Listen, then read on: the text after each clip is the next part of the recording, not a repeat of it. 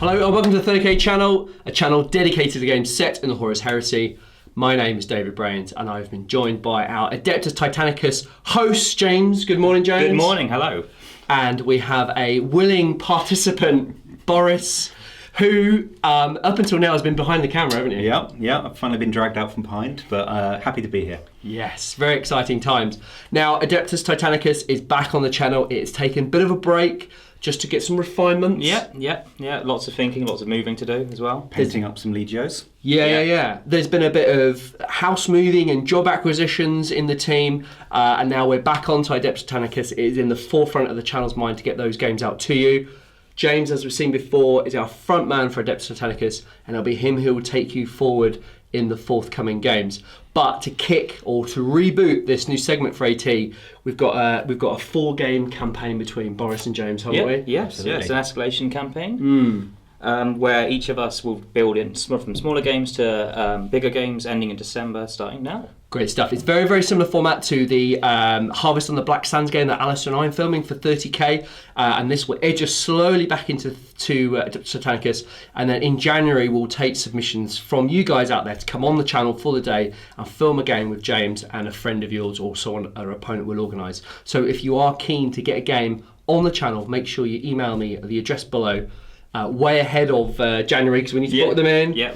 There is a lot of stuff that goes on in the background, so please get in touch. We'll book you on for a game in January, and hopefully AT will become a huge hit on the channel, just like 30k. I'm going to leave these gents now to go through what they've got going on. They've got a ton of information for you, loads of cool stuff coming up, and I'll let them explain it for you. It is the final years of the Horus Heresy. As the war rages in Beta Garmon and Horus makes his way to Terra, the galaxy at large was still aflame. On the distant fortress world of Rodax, occupied by the traitors, the Dark Mechanicum have uncovered an ancient artifact beneath the main citadel, which, if obtained, could secure the war in the traitors' favour. Learning of this through his arcane networks, Malkador the Sigillite has dispatched what few forces not already committed to bring the traitor fortress world back under Imperial rule. As part of this force are a full Titan Legio, Policiates, the Besiegers. Specialists in siege breaking and close assault, they are to crack open the fortress before the Dark Mechanicum can complete their rituals and awaken the artifact. Perhaps Malkador's equal in cunning, Horus dispatches a Titan Legio of his own to intercept.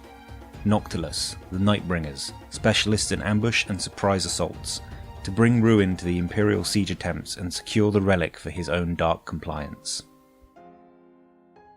Policiates bring their legio to bear on the fortress, concerning themselves with the matter of assaulting the citadel. They failed to notice that Noctilus lay in wait.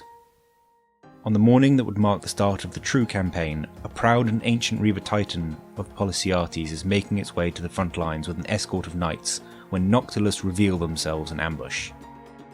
The battle for Rodax had begun.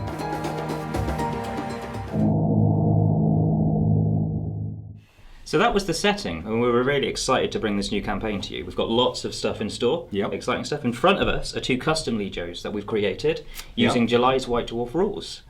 So, do you want to explain your legio? Yeah, so we both designed a custom legio to show you what you can do using the White Dwarf rules and bring a bit of variety to the campaign. So mine are a custom legio called Legio Noctilus. They might look slightly similar to a Storum, and some might say that a Storum sort of coffin ship got lost in the warp for a while and emerged covered in Eyes of Horus, so who knows? There's lots of suspicion there. They wouldn't say that, but who knows? They are very similar. They are primarily sort of stalkers, ambushers. They are very good at hunting other Titans rather than frontline battles. And they are hopefully going to backstab your Legio very well across the campaign. Lots of honour here, I see. Very honourable. Hopefully they will, or they will get shot in the face and blown off the table, so we'll see. They're also supported by House Nyagma. From the Titan Death book, who have accompanied them into the warp. And your Legio are? So I've got Legio Policiates, or the Besiegers, for those who can't pronounce it, which is most people. They're specialists in siege breaking, and I designed them in the idea of close combat, up front, in your face, Reaver based, siege titans. So the opposite of mine. The entire opposite, yeah. Which is great. So they've been brought to the planet of Rodax to help break the siege. Yeah, as the premier siege-breaking Titan Legio. My guys are going to try and stop it, and we'll see what happens. Yeah, definitely. So the mission we're playing today is an ambush. It's a slight custom mission, but it's a just using the base rulebook missions. So Legio Noctilus have ambushed you. They've finally revealed themselves on the planet and are ambushing a Titan going to the front lines. In terms of rules, objectives, my Legio are just doing glory and honour. Just shoot you off the table. Legio Poliodorus, the Polyasates, the siege breakers, are playing vital cargo in that they need to get their Princeps Senioris away safely to alert the rest of across the army. The board is my only job. Yes, you've got to charge across the board and get off my board edge to alert the Imperials that an enemy Legio have finally turned up and are causing havoc. In terms of objectives, it's purely you've got to get off the table. Yeah. I think that's it, basically. Yeah, that is it, We'll have a look at what we've each taken and drill down into our lists. 850 points of Legio Polyasates, led by a Reaver Titan escorted by 3 Knight banners.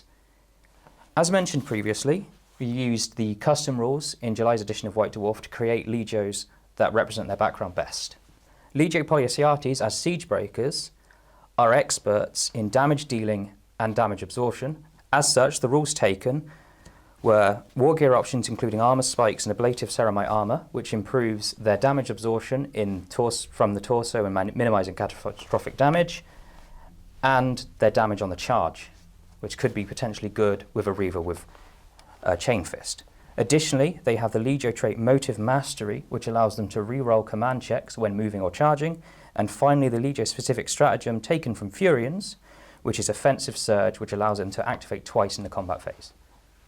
Leading the force is the Reaver Titan Heliopolis, armed with a Chain Fist, a Melter Cannon and a Turbo Laser on its carapace. It has the Warlord trait Will of Iron, allowing it to potentially ignore catastrophic damage.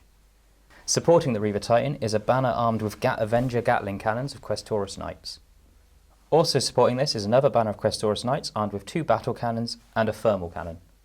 Finally in support is a pair of Cerastus Knights armed with lances and shields. 850 points of Legio Noctilus in a Venator light maniple supported by knights from House Niagma.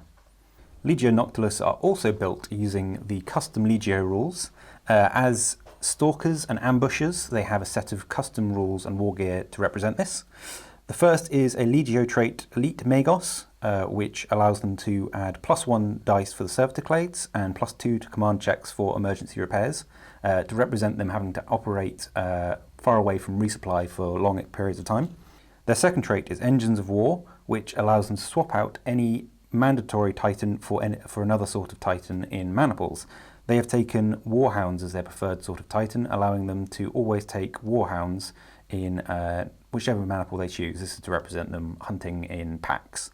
They have 2 pieces of equipment that they can take. First is Blind Missiles, which allows them to replace their Apocalypse missile launchers with missiles that cause line of sight blocking terrain.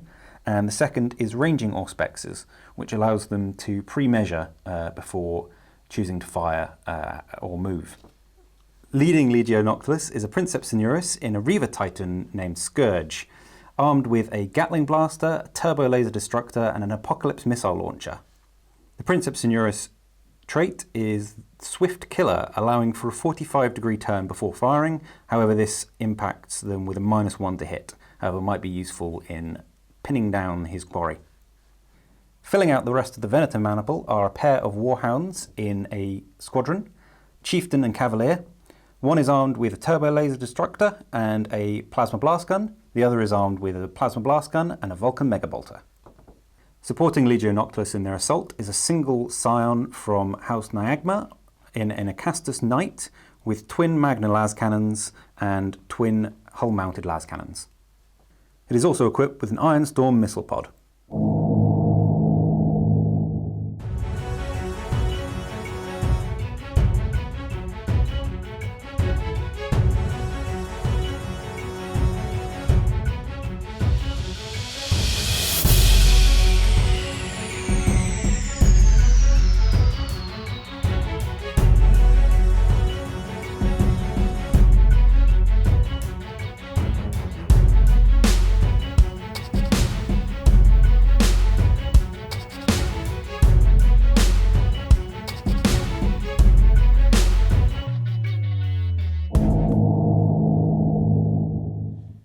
All deployed, Polyasiates opposite the Traitor Legio Noctilus, Yeah. with the goal of getting across the board and getting past those Titans. Polyasiates have got a hard job ahead of them. Yes, Noctilus are feeling a bit outnumbered, but hopefully not outgunned. Now that we've all deployed and both sides are set up on the battlefield, we'll roll for first turn. Priority, yeah. With the control of the battlefield, Polyasiates get a D10. And we only get a D6, I'm afraid, so let's roll off. 5 and 2, wow. Noctilus first turn. Good luck to you. Good luck too. Turn 1 strategy phase, Noctilus priority. The Reaver Titan managed to pass a first fire order, ensuring it can shoot before the other Legio move. The Acastus managed to pass a first fire order as well. Unfortunately, our luck stopped there, and the 2 Warhounds failed their command checks. Turn 1 strategy, Legio Polyasiates. The Reaver Titan Helopulus passed its command check for first full stride, allowing it to move forward quickly to the other edge of the board. And the Knight Banner next to it also passed a full stride order to escort its larger cousin. The additional Knight Banners failed in their orders to do so, leaving the Titan and Knights exposed. Movement phase turn 1, Legio Noctilus priority. Both Warhounds in the squadron have just stalked forward slightly to bring their guns into range, but are being a little bit cagey with a lot of Knights coming straight towards them over the next few turns. They don't want to get charged too early. Turn 1 movement, Legio Polyasiates. The Knight Banner with the Avenger Gatling cannons moves through the city, using it as cover to try and charge the Warhound Titans approaching. Legio Noctilus next activation, the Acastus took aim on the Questoris Knight Banner that advanced. An excellent round of shooting led to 2 Knights being blown off the table. The third lost its nerve, got shaken, and therefore lost its full stride order and is shaken until next turn. Next activation, Legio Polyasiates. The Cerastus Banner advances on the far flank to attempt to threaten the Acastus Porphyrion that has just destroyed a fellow banner.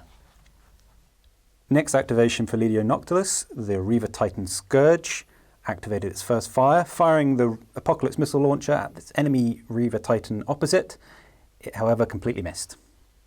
Final activations for the Legio Polyasiates. The Reaver Titan, pushing its reactor and gaining a point of reactor heat in the process, moves forward towards the other edge of the board, with the Knight Banner following behind in support. Damage control phase. There were no activations for Legio Noctilus. However, the Reaver Titan Helopulus heals its reactor heat completely after it pushed it in the movement phase. Legio Noctilus turn 1 combat phase. The Acastus targeted the enemy Reaver.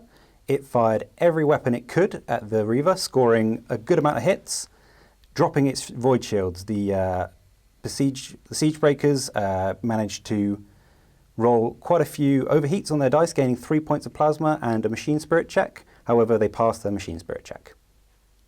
Legio Polyasiates combat activation. Under full stride, the Reaver Titan Helopulus advances under heavy fire from its opposing Legio. Legio Noctilus next activation. The pair of Warhounds took aim individually at 2 different Knight Banners. They managed to kill the last Knight that was shaken in the centre of the city and kill 1 more Knight that is hiding behind the enemy Reaver. Not a bad shooting turn. Legio Noctilus final activation in the combat phase. The Princeps Sonuris Reaver targeted its opponent in the enemy Reaver. Not a great shooting turn. It managed to blow off the melter cannon, but all the rest of the shooting was either out of range or peppered ineffectively off its carapace. Legio Noctilus end phase. Quite a good first turn. We managed to kill quite a few Knights. However, that Reaver Titan is a lot more mobile than I'd like it to be, and we have quite a few nasty Knights bearing down on us. Hopefully, turn 2 will be able to survive getting a few charges.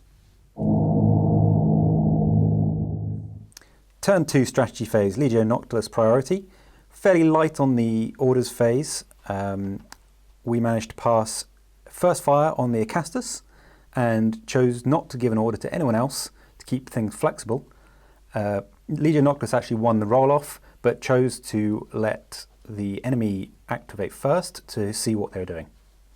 Strategy phase, Legio Polyasiates. The Reaver Titan leads and continues its advance with a full stride order, while the Cerastus Banner on the flank continues to move forward towards the Acastus with another full stride order. The Knight Banner escorting the Reaver failed its order to join up. Turn 2 movement, Legio Policiates activation. The Reaver Titan, pushing its reactor, not gaining any heat in the process, advances towards the enemy battle line in an attempt to break through and exit the table. Legio Noctilus turn 2 movement phase. First activation, the 2 Warhounds activated, scattering out of the way of the oncoming Reaver. The first Warhound on the right pushed its reactor, gained 2 heat unfortunately, but hopefully lined itself up to be in range to shoot the Cerastus as they run past. The second Warhound followed suit, gained 1 point of heat, but managed to skedaddle out of the way and hopefully bring its guns to bear on the side of the enemy Reaver. Next activation for Legio Policiates. The Cerastus Knights continue their advance towards the Acastus and now the Warhound on the far flank. Legio Noctilus second activation in the movement phase. The Reaver Scourge has sidestepped to try and get in the way and prevent the escape of the enemy Reaver Titan. We'll see if it works, or maybe he'll get a chain fist to the face. Movement phase, Legio Policiates. The last Knight banner advances behind the Reaver Titan in support. Legio Noctilus final activation of the movement phase. The Acastus triggered its first fire and amazingly managed to hit the shieldless Reaver Titan in the leg. Caused 7 points of damage with a mixture of direct and devastating hits, dangerously close to criticals. Legio Policiates damage control phase. The Reaver Titan managed to vent a point of plasma and restore its melter cannon to full capacity. Legio Noctilus damage control phase turn 2. The Warhound Cavalier managed to vent its plasma happily. It's back on the green. The Reaver Titan Scourge also managed to vent its plasma and is back on the green. The third Warhound Titan Chieftain is unfortunately still on yellow, but could be worse. Combat activation, Legio Policiates. The 2 Cerastus Knights, attempting to screen the Reaver Titan from the fire of the Acastus, advance directly in front of it. Legio Noctilus turn 2 combat phase. The Warhound Chieftain took aim at the enemy Reaver Titan, scoring 4 hits with its Plasma Blast Gun and Turbo Laser Destructor between them. It managed to score damage to the body and the head, but unfortunately no more to the legs. Second Warhound in the squadron targeted the Knight Lancers, bearing down on the Acastus. The Vulcan Megabolter didn't do much damage at all. The Plasma Blast Gun managed to hit and do 5 damage, nearly killing a Knight, but their shields held strong, so both Knights are still standing. Next activation phase for Legio Policiates. The Reaver Titan continues its advance towards the board edge, hoping to escape in the next turn or 2. Legio Noctilus, next activation, the Reaver Titan leading the Legio takes aim at its opponent to try and bring it down to stop it escaping. A huge fusillade of fire. The Gatling Blaster hit it in the chest, doing 4 points of damage. Crucially, the Turbo Laser Blaster hit it in its already damaged legs, but only took it to a second crit. The enemy Reaver is still up, and although damaged, can stumble on. Combat activation for the Legio Policiates. The 2 Questorus Knights fired their battle cannons at the Warhound, doing absolutely nothing to its shields. Legio Noctilus final activation. The Acastus Knight takes aim at the Cerastus Lancers right in front of it. It doesn't want to risk the double blast with the Magna Las Cannons, so it fired its Iron Storm missile pod and the hull-mounted Las Cannons, doing 1 point of damage, which was enough to just drop the last already damaged Lancer. The last one is worryingly staring it in the face, though. Turn 2 end phase, Legio Noctilus. The Warhound Chieftain had an orange reactor and unfortunately rolled a 6 for its damage control. It took a strength 9 hit to the body and took a crit, so it now has a reactor leak and is looking slightly worse for wear. Turn 2 end phase, Legio Policiates. The Reaver Titan, suffering leg damage, turns to the right, facing the enemy Reaver. Next turn is do or die for Legio Policiates. Initiative phase for turn 3. If Policiates can get the priority this, they could escape the board and win the game. Otherwise, they may get shot off the table. So it's all down to a roll to see who gets the initiative. Legio Noctilus rolling first. On a 2, that's not good. Policiates. A 6. Ooh. Priority to Policiates, yes. Legio Policiates orders phase. The Reaver Titan, passing its full stride, it will attempt to move past the enemy Reaver and get off the board this turn. In addition, the Cerastus Knight, seeing the Acastus, lost its nerve and failed a charge roll, but it will still enter combat with the Acastus Knight in this turn. Legio Noctilus strategy phase, turn 3, attempted a first fire order on the squadron of warhounds, but rolled a 1, ending the orders phase quickly. We are, however, at medium sort of flexibility, so we'll see what happens. Turn 3 movement phase for Legio Policiates. Stumbling towards the board edge, the Reaver Titan makes good its escape. If it can repair the damage to its legs in the damage control phase, it might see its escape in this turn. Legio Noctilus movement turn 3. The Reaver Titan Scourge has just rotated to bring its guns to bear on the enemy Titan. However, it failed to get its first fire off, so it's got to allow the enemy to move first and possibly not be in range to shoot anything.